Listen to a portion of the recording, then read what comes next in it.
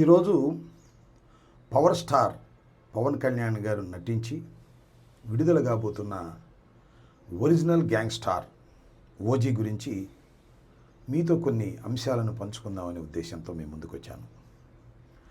ఇప్పుడు రాష్ట్రంలో సినిమా అభిమానులు, అదేవిధంగా రాజకీయ అభిమానులు కూడా ఓజీ విజయవంతం అవుతుందా లేదా అనే దానికోసం ఎదురు చూస్తున్నారు.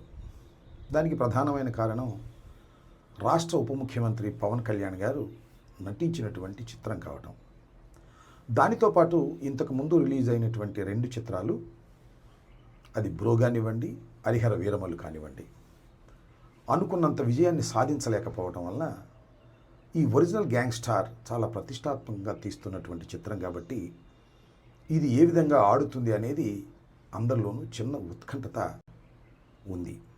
రేపు 25వ తారీఖు అంటే 24వ తారీఖు అర్ధరాత్రి 1 గంటకు ఈ చిత్రం రిలీజ్ అవుతుంది. ఈ చిత్రం నాకున్న అవగాహన మేరకు, నాకున్న పరిజ్ఞానం మేరకు ఖచ్చితంగా హిట్ అవుతుందని నేను అనుకుంటున్నాను.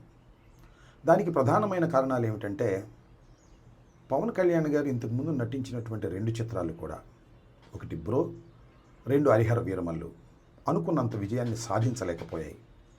కాబట్టి ఈ సినిమా ఖచ్చితంగా విజయం సాధించాలనే కసితో పవన్ కళ్యాణ్ గారు పనిచేసి ఉంటారనేది నా అభిప్రాయం. దానితో పాటు డైరెక్టర్ కూడా గత 2 సినిమాలు అంతగా విజయం సాధించలేదు కాబట్టి ఈ చిత్రాన్ని విజయం సాధించే విధంగా మనం గట్టిగా కృషి చేయాలనే పట్టుదల ఆయనలో కలిగి ఉంటుంది. మూడవది దానయ్య గారు, ఈ చిత్ర నిర్మాత. ఎంత ఖర్చైనా పెట్టి ఈ చిత్రాన్ని రిలీజ్ చేయాలి, అది ఘన విజయం కావాలని పట్టుదల. ఈ పట్టుదల మధ్యన జరిగినటువంటి ఈ చిత్ర షూటింగ్ వల్ల కొంత మెరుగైనటువంటి ఫలితాలు వస్తాయని, ఖచ్చితంగా ఈ సినిమా అన్ని జాగ్రత్తలు తీసుకుని ఉంటారని నేను భావిస్తున్నాను. ఆ నమ్మకంతోనే ఈ సినిమా విజయవంతమవుతుందని నేను భావిస్తున్నాను. హరిహర వీరమల్లు చాలా హడావుడిగా తీశారు. అనుకున్న స్థాయిలో చివర్లో గ్రాఫిక్స్ కూడా సరిగా చేయలేకపోయారు.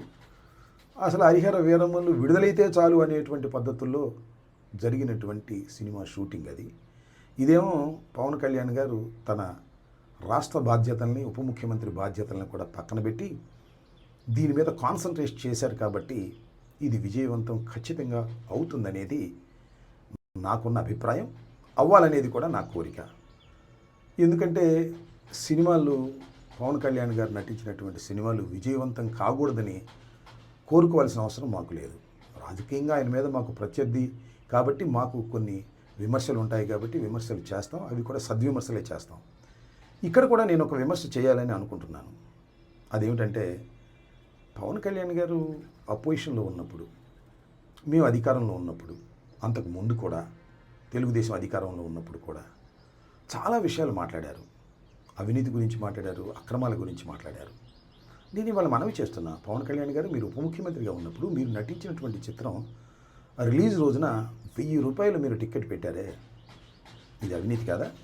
ఇది అధికార దుర్వినియోగం కాదా అనేది నా ప్రశ్న. సరే, దులపరించుకుపోతానంటే నేను చేయగలిగింది ఏమీ లేదు.